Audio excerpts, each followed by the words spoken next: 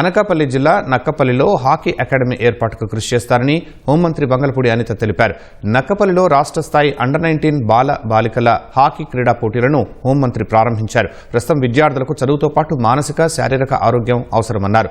క్రీడల అభివృద్ధికి సీఎం చంద్రబాబు, ఉప ముఖ్యమంత్రి పవన్ కళ్యాణ్, మంత్రి నారా లోకేష్ ఎంతో కృషి చేస్తున్నారని అన్నారు.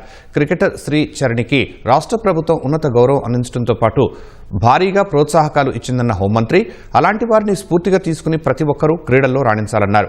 పోటీలను నిర్వహిస్తున్న అధికారులను, పలువురు మాజీ క్రీడాకారులను అనిత సత్కరించారు.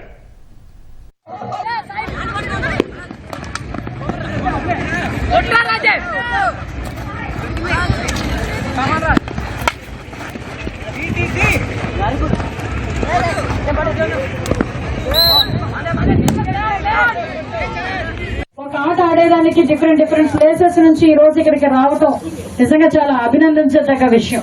ముఖ్యంగా ఈ రోజు స్పోర్ట్స్ అనేవి మన లైఫ్ లో ఎంత పార్ట్ అయిపోయినాయి అంటే, ఇంతకు ముందు మొన్న మేమందరం కలిసి కూర్చొని మీటింగ్ లో కూర్చొని పోలీస్ డిపార్ట్మెంట్ వాళ్ళు మేము అందరం మాట్లాడుకునేటప్పుడు చూస్తున్నాం.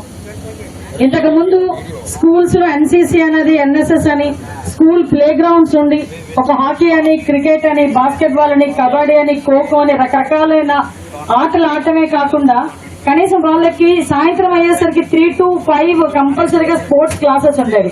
కానీ ఈ రోజుల్లోని పోటీ ప్రపంచంలో మార్నింగ్ లేచిన తర్వాత మా అబ్బాయికి ఐఐటి సీట్ వస్తుందా, లేకపోతే మా అబ్బాయిని తీసుకెళ్లి ఎంసెట్ లో ర్యాంక్ వస్తుందా, మా అబ్బాయి ఇంజనీరింగ్ సీట్ కొడతాడా లేదా, ఈ కాన్సన్ట్రేషన్ ఎక్కువైపోయి పిల్లల మీద విపరీతమైన ప్రెషర్ చేసి సూసైడ్ టెండెన్సీలు కూడా చాలా ఎక్కువైపోయే పరిస్థితి ఈ రోజుల్లో కనిపిస్తా ఉంది. నేనేమంటానంటే, ఇక్కడున్న ప్రతి ఒక్క పిల్లాడు గాని, అమ్మాయి గాని, అబ్బాయి గాని ఈరోజు చాలా మందికి ఆదర్శం.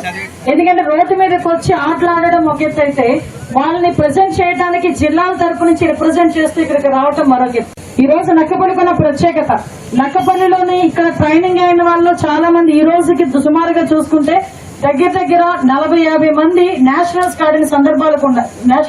ఆడిన సందర్భాలు ఉన్నాయి. మొన్న రీసెంట్ గా డిఎస్సి నోటిఫికేషన్ వచ్చి చాలా మంది టీచర్ పోస్టులు వచ్చినాయి.